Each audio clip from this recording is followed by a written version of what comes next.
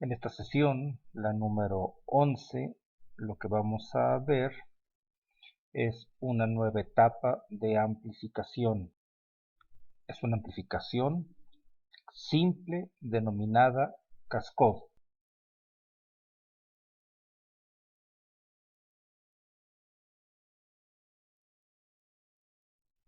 ¿Qué tiene de diferente esta propuesta? Primero, debe observarse dónde está la señal de entrada y dónde está la señal de salida. Lo que se puede ver a primera instancia es que hay niveles de DC que son distintos. Es decir, del punto de vista del diseño simétrico, aquí tenemos un desbalance propuesto por la propia estructura. Algo que también es diferente es que entre el transistor que recibe la señal y el nodo donde se mide la respuesta hay un transistor. Justamente MP2 hace el papel de transistor cascode y este transistor es responsable de que el amplificador tenga una mayor impedancia de salida. Aún más, como la ganancia a baja frecuencia es el producto de la transconductancia del transistor que recibe la señal por la impedancia de salida, debe esperarse que esta configuración sea la de mayor amplificación, más que el amplificador simple y más que el amplificador con degeneración de fuente.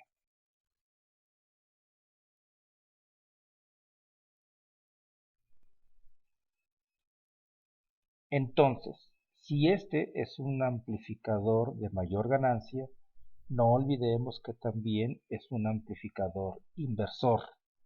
Y como es un amplificador de una entrada y una salida, diremos que es de salida simple. Nótese que no hemos señalado qué configuración tendrán los transistores P2 y N3. Es decir, necesitamos un divisor de voltaje para polarizar aquella configuración que proporcione la mayor ganancia.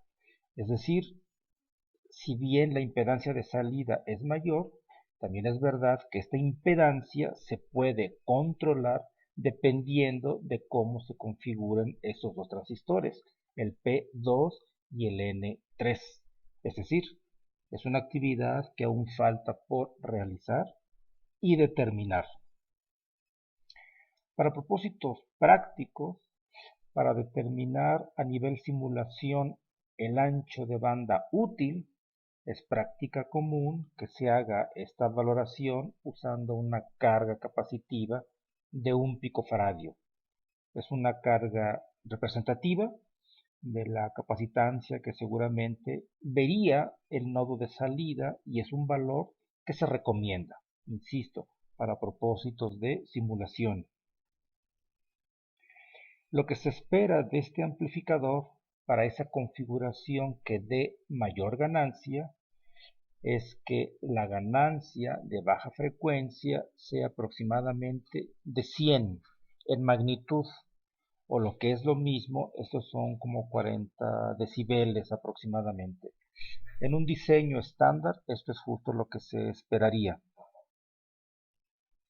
Es muy importante saber qué parámetros están bajo el control del diseñador y por ello es recomendable que se haga el análisis del circuito eléctrico equivalente y que se obtenga la función de transferencia.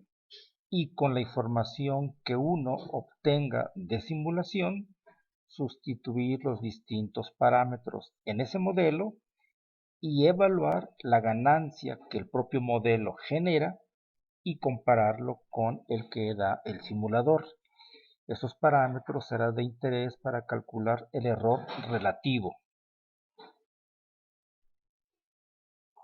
Pero aún falta algo más y tenemos que resolver este desbalance en los niveles de DC de nuestro amplificador. Por ejemplo, si esta configuración es una implementación de mayor consumo de potencia, también debe de verse que ordenar el desbalance en los niveles de DC implica utilizar un seguidor de voltaje. Este seguidor es justamente aquella configuración que dé el mejor comportamiento de este acoplador. También por eso los transistores P1 y N3 nos está indicado cuál va a ser su característica de polarización, porque el seguidor de voltaje debe de configurarse para tener el mejor desempeño. Y esto da lugar a que tengamos un mayor consumo de potencia, porque estamos utilizando 3 réplicas de la rama PPN, y una de ellas, el seguidor, es justo la que nos va a permitir ordenar este desbalance aparente que habíamos comentado. Ello, además del consumo, puede ser que aumente el área de integración, pero es un costo que se está dispuesto a pagar porque nos va a permitir tener simetría en el procesamiento. Aún más, es muy recomendable que se haga también el análisis del circuito eléctrico equivalente del seguidor de voltaje, porque su ancho de banda va a impactar el ancho de banda del amplificador. Como el seguidor de voltaje también tiene parásitas intrínsecas, es relevante que cuando uno calcule la función de transferencia, no solo se incluya esa función que nos da las características de amplificación, sino también aquella que es propia del seguidor de voltaje, de modo que la función de transferencia total debe ser el producto de ambas respuestas, el seguidor y la del circuito amplificador. Obsérvese que tenemos dos ramas que procesan señal. El seguidor, que aunque no amplifique, es útil para ordenar este balance en la señal de entrada y señal de salida. Es decir, aquí ya ambos niveles de DC es el mismo.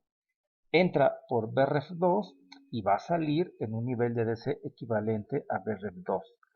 Esto diríamos que también es un amplificador multietapa.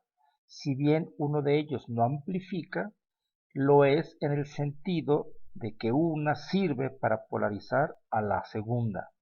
Entonces, lo que es recomendable, uno, es además de determinar las distintas configuraciones que dé el mejor comportamiento de seguidor, también aquel que dé el mejor comportamiento de amplificador, y que se verifique que para esas mejores propuestas la ganancia total puede ser equivalente a 40 decibeles usando una carga de 1 picofaradio.